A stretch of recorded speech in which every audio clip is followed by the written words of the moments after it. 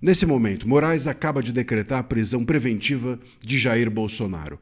As informações primeiras dão conta de que ele já estaria, inclusive, na Superintendência da Polícia Federal. Eu li a decisão e ela tem 17 páginas, é bem pobre, mas ela aborda 3 pontos que justificariam a prisão preventiva e todos os 3 são ilegais, inconstitucionais e abusivos. Eu vou explicar os 3 pontos e por que eles são abusivos agora. Mesmo sem o trânsito em julgado, etapa que tornaria a condenação definitiva, a prisão preventiva do ex-presidente Jair Bolsonaro foi decretada e executada, atingindo alguém que, pela legislação vigente, continua amparado pela presunção de inocência. Esse ponto tem levantado debates entre constitucionalistas sobre os limites e o alcance das decisões cautelares em casos de grande repercussão. O que está por trás dessa movimentação acelerada? Que peso real têm os elementos citados na decisão? E o que esse episódio indica sobre o atual ambiente político e institucional do país? Olá, esse é o Giro da Notícia e no vídeo a seguir vamos examinar cada um desses aspectos, explicar por que os argumentos têm sido contestados e mostrar como essa decisão se encaixa no contexto mais amplo das tensões entre as instituições brasileiras. A decisão, ela diz que a prisão preventiva do Bolsonaro se justifica porque os seus filhos estariam convocando uma vigília para próximo da casa do Bolsonaro. Esse é o primeiro ponto, e eu vou explicar porque isso está errado. Depois, que haveria um risco de fuga dele, não há indício nenhum e eu vou mostrar por quê. E o terceiro, que teria havido uma violação, palavras do Moraes, uma violação da tornozeleira eletrônica agora, hoje, meia-noite, 8 minutos do dia 22. Eu vou explicar por que isso também está errado. Muito bem. Primeiro que uma vigília na porta de alguém é um direito desse alguém. Você tem o direito de se reunir com os outros, é o direito de reunião constitucional, e esse direito pode ser exercido por qualquer pessoa em qualquer lugar. Ponto. Ah, mas nas frentes... Bom, não pode na frente do quartel, não pode na frente da casa do Bolsonaro, não pode... Onde pode? Então, o direito de reunião, se só pode ser dado de acordo com o que o Moraes quer, não existe. Não existe nada que restringe uma vigília na porta de um réu. Ponto. Segundo, a vigília também não pode ser o motivo da prisão do Bolsonaro, porque senão ele estaria sendo punido pelo ato de um terceiro. Então é fácil, eu quero acabar com a vida de alguém, eu vou lá e reúno um monte de gente na porta da casa dele e ele é preso. Quer dizer, como é que eu posso prender uma pessoa em razão do que eu fiz, do que as pessoas fizeram, do ato de vigília de terceiros? Isso a Constituição não permite. Você não pode ser punido em decorrência do ato de terceiros.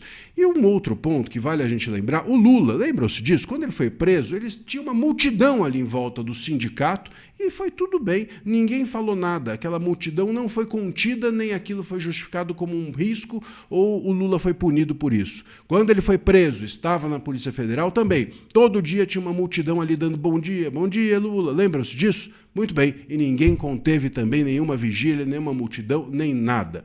Segundo ponto, o risco de fuga. Tem risco de fuga, segundo Moraes, porque o Ramagem fugiu, tem risco de fuga porque está na proximidade da embaixada de não sei o quê. Veja, isso não é indício, precisa haver um indício concreto de risco de fuga. Eu não posso prender alguém e dizer que há um risco de fuga porque ele está perto de algum lugar, ou porque outra pessoa fugiu. Bom, se outra pessoa fugiu, todo mundo vai fugir? Isso não existe. De novo, eu puniria alguém pelo ato de um terceiro e isso é inconstitucional.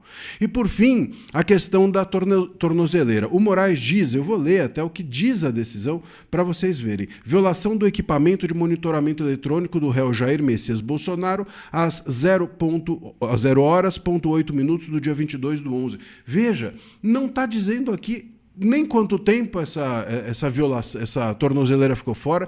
Ele diz violação, mas violação por quem? Pode ser um problema eletrônico. Nada disso é mencionado, nada disso é explicado. Quando acontece algo assim, não uma violação, porque isso já é uma pressuposição de que alguém violou. Pode ter sido um problema eletrônico. Se isso existe, como o próprio Moraes fez e tem feito, inclusive com Felipe Martins e com todos os demais réus, o Bolsonaro, ou a defesa do Bolsonaro, precisa ser intimada.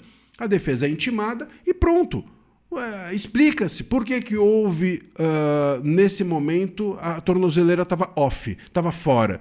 Por essa razão. E ele avalia se aquilo é ou não uma violação.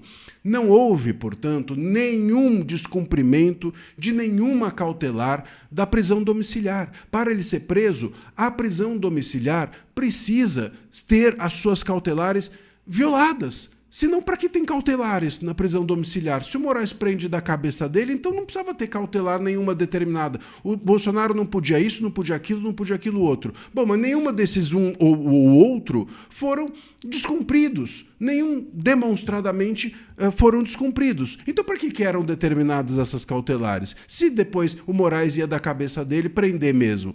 Então, não faz o menor sentido. Fora que nós, nesse momento, ainda temos o Bolsonaro, pela Constituição, tido como inocente, porque não houve o trânsito em julgado.